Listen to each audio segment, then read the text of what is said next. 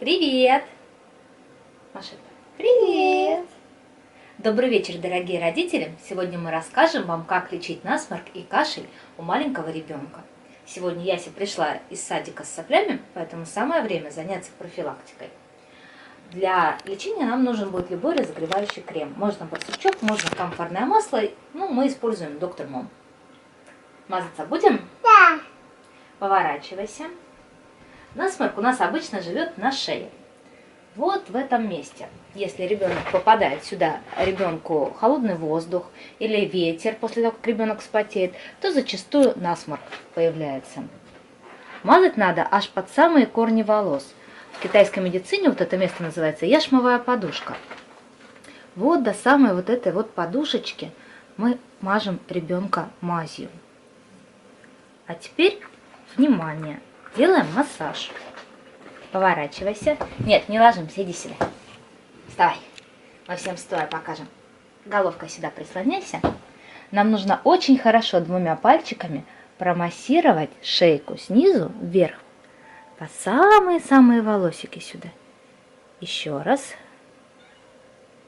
Как видите, я не сильно давлю. То есть ребенку должно быть приятно, комфортно, не больно.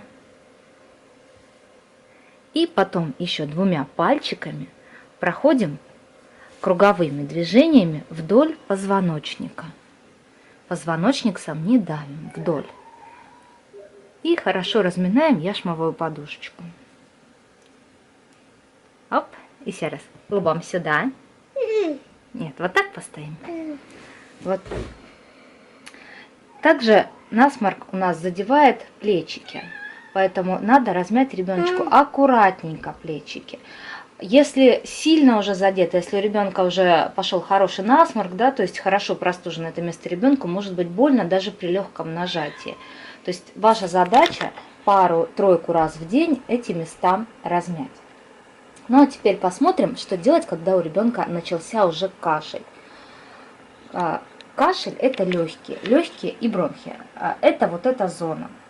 В этой зоне, если есть застой, согласно восточной медицине, значит, у ребенка будет кашель. И у взрослого тоже. Как нам от него избавиться? Постой, ребенка.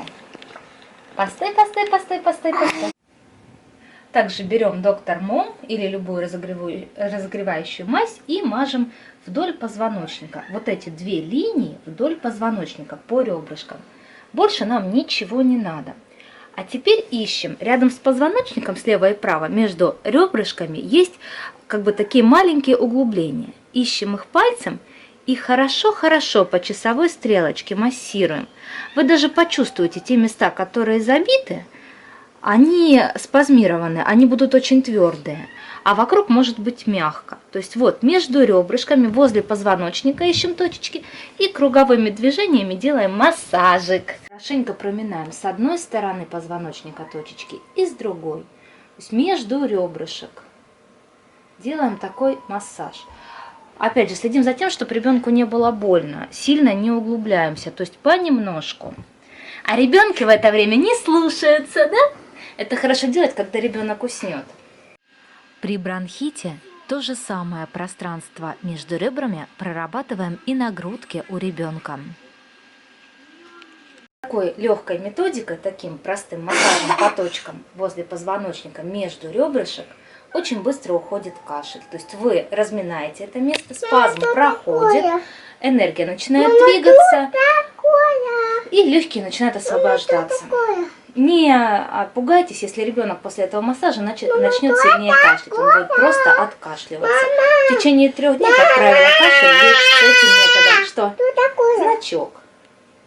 Но также не забывайте принимать то лечение, которое вам назначает врач. То есть это все в помощь.